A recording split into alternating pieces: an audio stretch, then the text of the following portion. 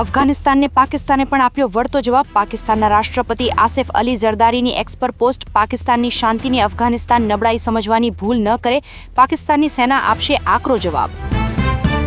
Bharat Israel વચ્ચે થયા AI ડિફેન્સના 17 જેટલા મહત્વના કરાર. ટૂંક સમયમાં ઇઝરાયલ સાથે ભારત કરશે ફ્રી ટ્રેડ એગ્રીમેન્ટ. પીએમ મોદીએ કહ્યું, આતંકવાદને ક્યારેય સાંખી નહીં લેવાય. આતંકવાદ સામે લડવા માટે ભારત ઇઝરાયલે મિલાવ્યા હાથ. સંયુક્ત પ્રેસ કોન્ફરન્સમાં બોલ્યા પ્રધાનમંત્રી મોદી, ટેકનોલોજી અમારી ભાગીદારીનું કેન્દ્ર. રક્ષા ક્ષેત્રમાં અમારો દશકો જૂનો વિશ્વસનીય સહયોગ. મળીને ટ્રાન્સફર ઓફ ટેકનોલોજીની દિશામાં વધીશું આગળ. ઇઝરાયેલના પ્રધાનમંત્રી નેતન્યાહુએ પીએમ મોદીના પ્રવાસને ગણાવ્યો ખૂબ જ વધુ પ્રોડક્ટિવ પ્રવાસ. ભારત સાથેની મિત્રતાને લઈને બોલ્યા, ભવિષ્યને લઈને અમારા ઈરાદા મક્કમ. અમે મળીને ભવિષ્યને બનાવીશું વધુ સારું. પ્રધાનમંત્રી મોદી અને નેતન્યાહુની મુલાકાતને લઈને વિદેશ સચિવ વિક્રમ મિસ્ત્રીનું નિવેદન. બોલ્યા, ટેકનોલોજી, સાયબર સુરક્ષા અને રિસર્ચ પર રહ્યું ઇઝરાયેલ પ્રવાસનું ફોકસ. ફ્રી ટ્રેડ એગ્રીમેન્ટ પર ચાલી રહી છે પ્રથમ તબક્કાની વાતચીત. ગોલ્ડ સિલ્વર ETF વેલ્યુએશન માટે સ્થાનિક ભાવને ધ્યાનમાં લેવા ફંડોની સેબીએ કર્યો નિર્દેશ. વર્તમાન માળખામાં લંડન બુલિયન માર્કેટ એસોસિએશનના AM ફિક્સિંગ ભાવનો કરાવશે ઉપયોગ. 1 એપ્રિલથી લાગુ થશે નવા નિયમો. વિમાનની ટિકિટ બુકિંગના 48 કલાકમાં કેન્સલ કરશો તો નહીં લાગે કોઈ ચાર્જ. પેસેન્જરને 14 દિવસમાં આપવું પડશે કેન્સલ ટિકિટનું રિફંડ. પ્રવાસની તારીખ ડોમેસ્ટિક ફ્લાઇટમાં અઠવાડિયા પછીના અને ઇન્ટરનેશનલ ફ્લાઇટમાં પખવાડિયા પછીની હશે તો જ મળશે આ વિકલ્પ. એમેઝોન, મેટા, ગૂગલે કર્મચારીઓ માટે એઆઈનો ઉપયોગ બનાવ્યો ફરજિયાત. પ્રમોશન માટે એઆઈની આવડત નવો માપદંડ. જાણકારોના મતે એઆઈ અપનાવતી કંપનીઓ જ ટકી શકશે લાંબા ગાળે. કર્મચારીઓને નોકરી ટકાવવા માટે એઆઈ બનશે જરૂરી. કેન્દ્રીય મંત્રી અશ્વિની વૈષ્ણવે ડિજિટલ પ્લેટફોર્મર્સને આપી કડક ચેતવણી. ઓનલાઈન કન્ટેન્ટની જવાબદારી ડિજિટલ પ્લેટફોર્મર્સને લેવી પડશે. કમાણીની ભાગીદારી પણ કરવી પડશે નક્કી. જો ક્રિએટર્સને યોગ્ય વળતર નહીં મળે તો ઇનોવેશનને થશે નુકસાન. કાનૂની રસ્તો પણ છે તૈયાર. ધોરણ 8ના પુસ્તકમાં ન્યાયતંત્રના ભ્રષ્ટાચારનો ઉલ્લેખ કરીને ભરાઈ NCERT.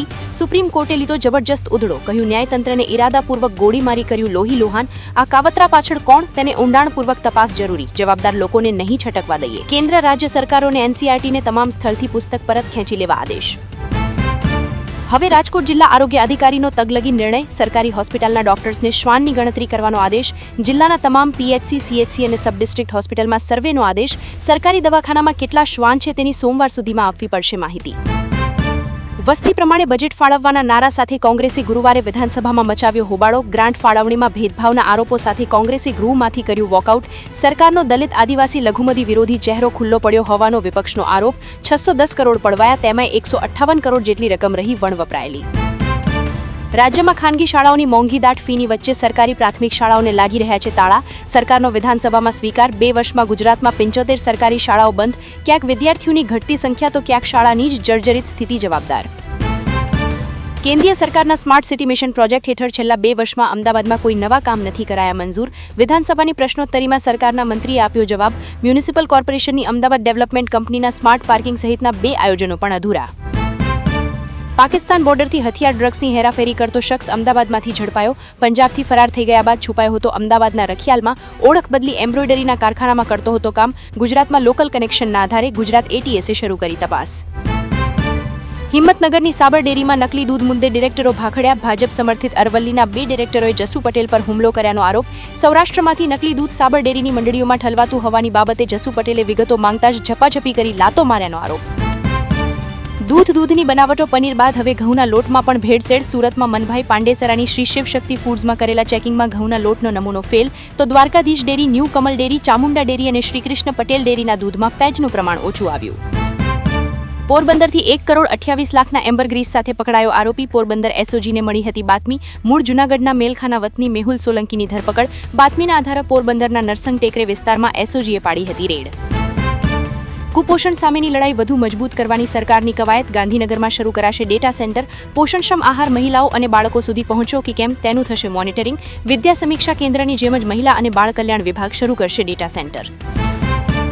રિન્યુએબલ એનર્જીનો ઉપયોગ કરવા અમદાવાદ મહાનગરપાલિકાની કવાયત. સાબરમતી નદી અને શહેરના વિવિધ તળાવો પર અમલમાં મુકાશે ફ્લોટિંગ સોલાર પ્રોજેક્ટ. 2030માં કોમનવેલ્થ ગેમ્સની તૈયારીના ભાગરૂપે આયોજન. સાબરમતી નદી ઉપરાંત શહેરના વિવિધ તળાવો પર હાથ ધરાશે પ્રોજેક્ટ. સોમનાથ, દ્વારકા, અંબાજી સહિતના રાજ્યના યાત્રાધામોને બનાવાશે ગ્રીન વીજ ઝોન. હંમેશા શ્રદ્ધાળુઓની ભીડભાડવાળા આ યાત્રાધામોમાં વીજ પુરવઠો જાળવી રાખવાની ઉર્જા મંત્રીએ કરી જાહેરાત. રાજ્યના યાત્રાધામોને ગ્રીન વીજ ઝોનમાં વિકસાવવા માટે બજેટમાં 100 કરોડની જોગવાઈ. શાળકીય હેતુ માટેના પ્લોટની અમદાવાદ મહાનગરપાલિકા કરશે હરાજી. ચામકેડા વોર્ડમાં આવેલા સ્કૂલ અને પ્લેગ્રાઉન્ડના હેતુ માટે પ્લોટની હરાજીથી થશે 18 કરોડ 73 લાખની આવક. અમદાવાદ મહાનગરપાલિકાએ FSIમાં આપી છે 50%ની રાહત. ચોરસ મીટર દીઠ 85,000નો ભાવ કરાયો નક્કી. અમદાવાદમાં પહેલીવાર કોઈ હેરિટેજ સાઇટ પાસે બાંધકામની મંજૂરી. દરિયાપુર દરવાજા પાસે અમદાવાદ મહાનગરપાલિકા બનાવશે કમ્યુનિટી હોલ. જર્જરિત થયેલો હોલ તોડીને નવો બનાવવા માટે કોર્પોરેશને માંગી હતી આર્કિયોલોજીકલ સર્વે ઓફ ઇન્ડિયા પાસે મંજૂરી. તો વાળજ, અસારવા, મણિનગર સહિતની 4 ઐતિહાસિક વાવ પ્રવાસન ધામ પણ બનશે. અમદાવાદના કાંકરિયામાં 15 કરોડના ખર્ચે 1 વર્ષમાં તૈયાર કરાશે કેન્ડી વર્લ્ડનું નવું આકર્ષણ. કેન્ડી વર્લ્ડમાં એન્ટ્રી ફી અંદાજે 40 અને વિવિધ એક્ટિવિટી દીઠ 50 થી 100 રૂપિયા રખાશે ટિકિટનો દર. અલગ અલગ થીમ ઉપર મુલાકાતીઓ નિહાળી શકશે ફાઉન્ટેન શો. બાળકો માટે તૈયાર થશે નવું ડ્રીમ ડેસ્ટિનેશન. રાજ્યમાં વધતા અકસ્માતને રોકવા 15 દિવસની સ્પેશિયલ ડ્રાઈવ. માત્ર અમદાવાદમાં જ એક દિવસમાં 4,397 વાહન ચાલકોને દંડ. સૌથી વધુ બેદરકારી હેલ્મેટ બાબતે જોવા મળી. 1,938 વાહન ચાલકોને હેલ્મેટ વગર પકડ્યા. અમદાવાદના સુભાષ બ્રિજ પાસે આરટીઓનો ડ્રાઇવિંગ ટ્રેક આગોતરી જાણ વગર કરાયો બંધ. અપોઇન્ટમેન્ટ લઈને આવેલા અરજદારોમાં રોષ. સુભાષ બ્રિજ ઉપરાંત વસ્ત્રાલ અને બાવડા આરટીઓમાં પણ અવ્યવસ્થાની વ્યાપક ફરિયાદ. ડ્રાઇવિંગ ટેસ્ટ માટે અરજદારોના વધ્યા ધર્મના ધક્કા. અમદાવાદ એસટીનું હોળી ધૂળેટી નિમિત્તે 300થી વધુ એક્સ્ટ્રા બસ દોડાવવાનું આયોજન. તહેવાર મનાવવા પંચમહાલ જતા મુસાફરો માટે 2 માર્ચ સુધી ખાસ આયોજન. વધારાની બસમાં નિયમ પ્રમાણે 1.25 ગણું વધુ ભાડું વસૂલાશે. તહેવારો દરમિયાન એસટી નિગમ રાજ્યભરમાં દોડાવશે 7,500 ટ્રીપ. યાત્રાધામ અંબાજી જતા ભક્તોને મળશે પ્રથમવાર સીધી રેલ સેવા. મહેસાણા વરેડા સ્ટેશનથી તારંગા હિલ સ્ટેશન સુધી નવી રેલવે લાઇનની કામગીરી ચાલુ. પ્રોજેક્ટ પૂર્ણ થતા તારંગા હિલ અંબાજી આબુ રોડ વચ્ચે તૈયાર થઈ રહેલી 116 કિલોમીટરની નવી લાઇનને મળશે સીધી કનેક્ટિવિટી. દિલ્હી માટે પણ મળશે વિકલ્પ.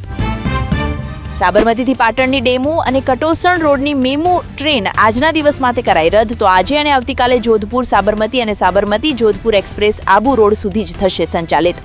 સાબરમતી રેલવે સ્ટેશન ડેવલપમેન્ટની કામગીરી સંદર્ભે પ્લેટફોર્મ નંબર 1 ઉપર લેવાયો છે 2 દિવસનો બ્લોક. જામનગર શહેર બાદ હવે ગ્રામ્ય પંથકમાં પણ કોલેરાનો ફૂફાડો. લાલપુર પંથકમાં 25 વર્ષીય સગર્ભા યુવતી સહિત 2 લોકોનો કોલેરા રિપોર્ટ આવ્યો પોઝિટિવ. આરોગ્ય વિભાગની વિવિધ ટીમોએ ડોર ટુ ડોર સર્વિસ સહિતની સઘન કામગીરી કરી શરૂ. સુરત મહાનગરપાલિકામાં બાયોમેટ્રિક હાજરી પુરાવીને ગાયબ થઈ જનારા 2 સફાઈ કામદારને કરાયા સસ્પેન્ડ. કમિશનરની વિઝિટ દરમિયાન સ્થળ પર સાફ સફાઈ અંગે બેદરકારી જણાતા સોંપી હતી વિજિલન્સ તપાસ. વિડીયો રેકોર્ડિંગની તપાસમાં બંને ગુલ્લીબાજ સફાઈ કામદારોનો ફૂટ્યો ભાંડો. જીએસટી રિટર્ન મોડું ફાઇલ થાય તો જેટલો ટેક્સ બાકી હશે તેના પર જ લાગશે વ્યાજ નહીં ઉમેરાય આઈસીટીની રકમ. જીએસટીમાં કરાયેલા સુધારાના કારણે વેપારીઓને મોટી રાહત. અમરેલી માર્કેટયાર્ડમાં ધાણાની રોજની 35,000 મણની આવક. ખેડૂતોને પ્રતિ મણ ધાણાનો ઊંચો ભાવ 2,765. સરેરાશ ભાવ મળી રહ્યો છે 2,000 રૂપિયા. ચણાની પણ 5,000 મણની આવક. હોળી ધૂળેટીના તહેવારને લઈ પોરબંદર માર્કેટિંગ યાર્ડમાં અનાજ વિભાગ 4 દિવસ માટે રહેશે બંધ. તો શાકભાજી અને ફ્રૂટ વિભાગમાં 2 દિવસ હરરાજી રહેશે બંધ. રજા દરમિયાન ખેડૂતોને જણસી યાર્ડમાં વેચાણ માટે ન લાવવાની અપીલ.